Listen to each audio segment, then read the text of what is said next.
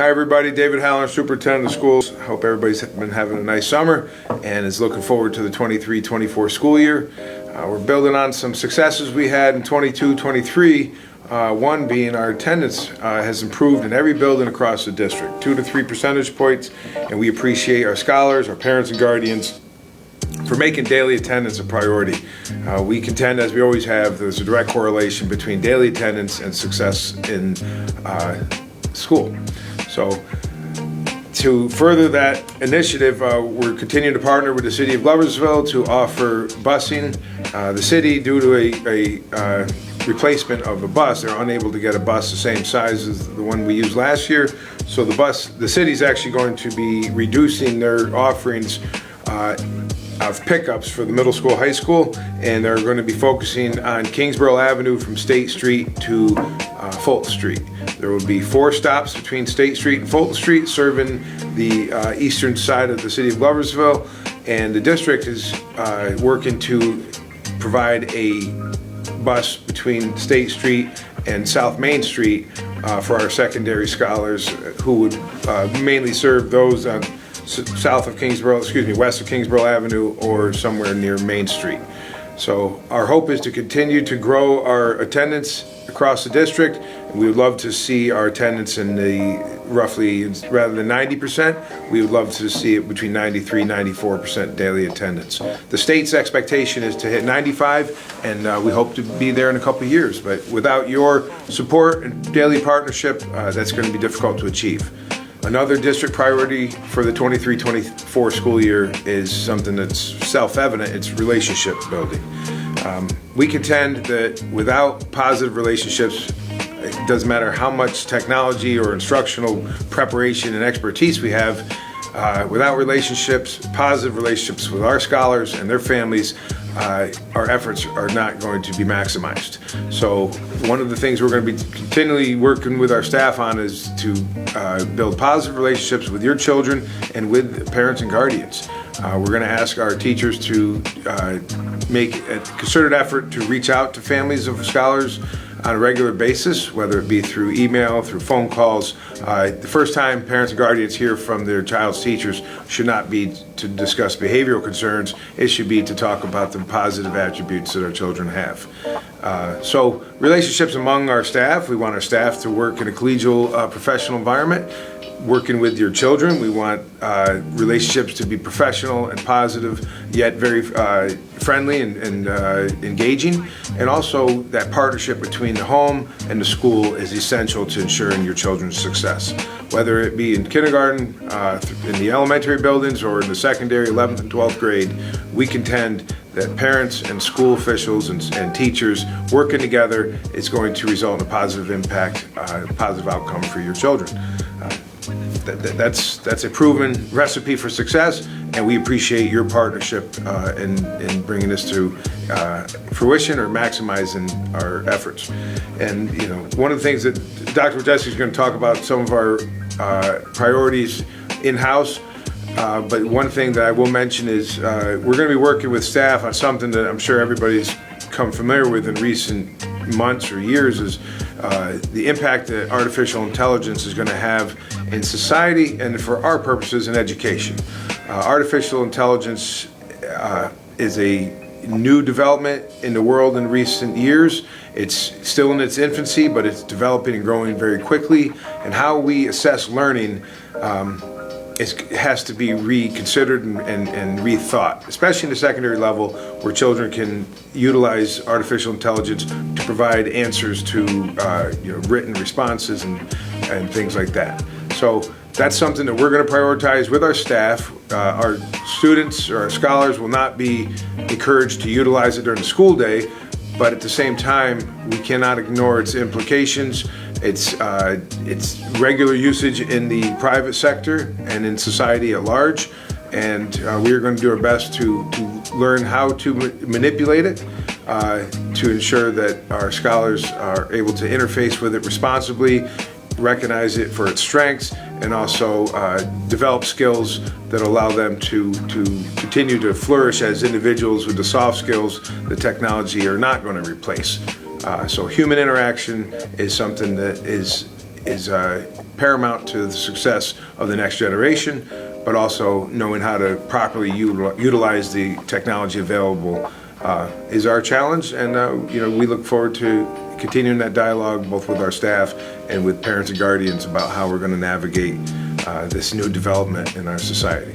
And now Dr. Wojcicki will share some of our initiatives for the 23-24 school year. As Superintendent Halloran mentioned, we're very excited for the upcoming school year, and we look forward to building upon the momentum that we've started over the last 5 school years or so.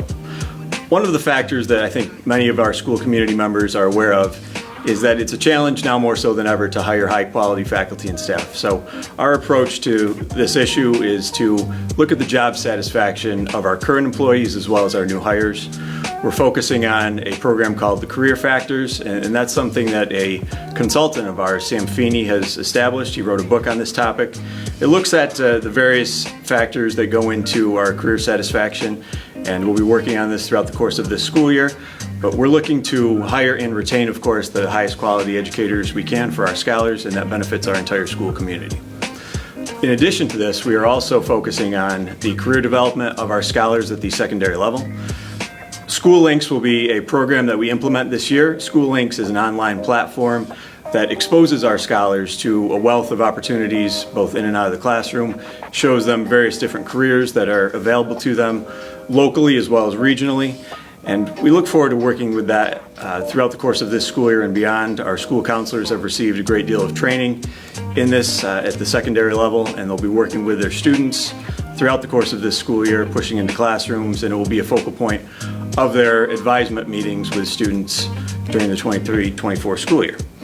In addition to this, we have a second distance learning room that we've established and will be opening in September. This distance learning room provides our students with more opportunities, and it also provides an opportunity for students to obtain college credits. It's something that we've partnered with local New York State colleges and universities, and it builds upon our already numerous college and high school offerings that we've established over the past several decades. We also have a new reading series at our elementary level called the Common Knowledge Language Arts Series. That's a language arts program that we're implementing in pre-K through grade 5. This focuses on phonics instruction and helps our students to become well-versed and competent readers. They learn to read and at the same time read to learn. And that's a key factor as we'll move throughout our students' educational careers, both elementary and secondary.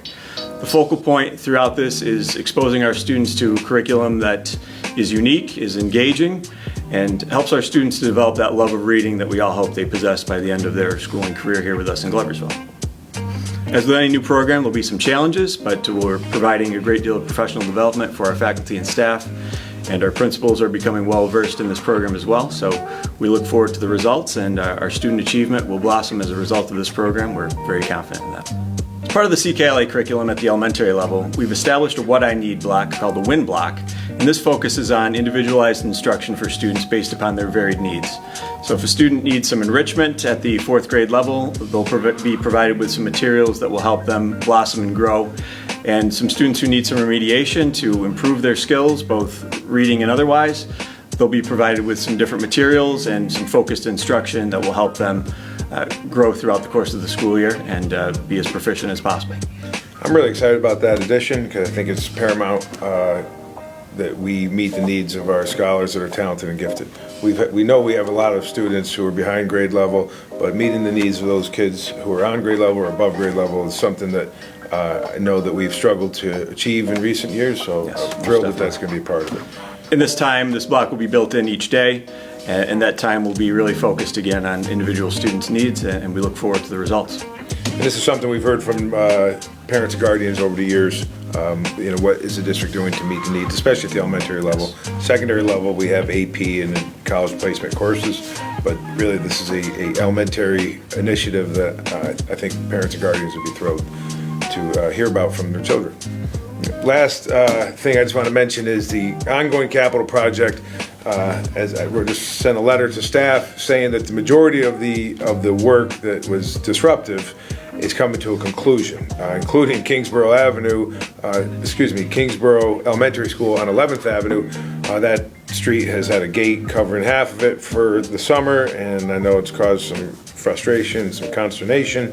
but it was a necessary step to take in order to get our child drop-off off the street at Kingsborough. I think folks who are bringing their children to school in September, I think we'll see a much improved, safer system of dropping off and also picking up their children.